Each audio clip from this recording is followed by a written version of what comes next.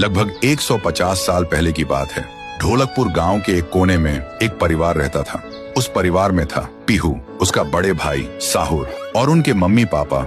एक सुबह पीहू और साहुर घर के बाहर खेल रहे थे और अंदर उनकी मम्मी किचन में खाना बना रही थी। वो थोड़ी जल्दी में थी और तभी अचानक उनके कपड़ों में आग लग जाती है। वो चीख चीख के चिल्लाने लगती हैं। पीहू और साहुर मम्मी की चीख सुनकर भागकर अंदर आते हैं और जैसे ही मम्मी को जलते हुए देखते हैं वो चिल्लाते हैं, पापा जल्दी आओ पापा। पापा भागकर आते हैं लेकिन मम्मी को बचाने के लिए जैसे ही हाथ बढ़ाते हैं उनके कपड़ों में भी आग पकड़ लेती है और कुछ ही सेकंड्स में दोनों जलकर राख हो गए।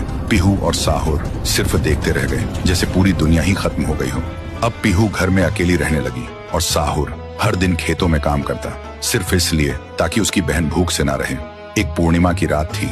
साहुर खेतों से काम करके घर लौट रहा था। तभी उसकी नजर जाती है एक घर की खिड़की पर। वो देखता है एक आदमी किसी का खून कर रहा था। ये देखते ही साहुर के पैर कांपने लगे और जैसे ही वो पीछे मुड़ता है एक और आदमी हाथ में खंजर लेकर खड़ा था। वो आदमी बिना कुछ कहे साहुर पर वार कर देता है। फिर गांव के लोगों को इकट्ठा करते हैं और वही आदमी चिल्लाता है, ये लड़का मेरे घर में घुसकर चोरी कर रहा था और जब मैंने रोका तो मुझे ही मारने की कोशिश की। अब आप लोग ही बताओ इसके साथ क्या किया जाए। गांव वाले गुस्से से भड़क उठते हैं और चिल्ला के कहते हैं, इसे उस पेड़ पे जिंदा उल्टा लटका दो। साहुर गिड़गिड़ाता है, मैं बेकसूर हूँ, मैंने कुछ नहीं किया। लेकिन गांव के किसी ने भी उसकी एक ना सुनी। उधर उसकी बहन रात भर उसका इंतजार करती रही और सुबह जब वो उसे ढूंढने निकली तो देखती है उसका भाई गांव के बीच वाले सूखे पेड़ से उल्टा लटका हुआ है। ये देखते ही पीहू टूट जाती है, जोर जोर से चीखने लगती है और उसकी चीख पूरे गांव में गूंज जाती है। फिर गांव वाले पीहू को भी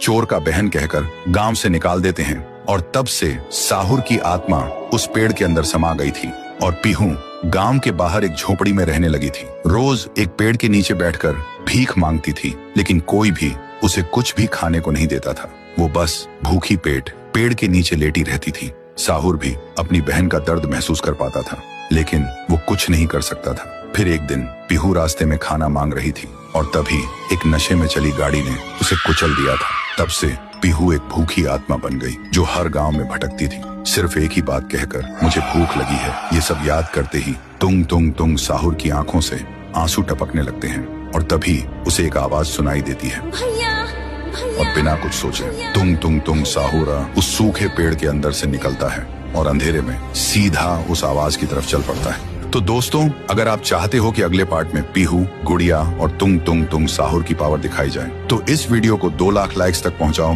तभी आएगा असली तांडव।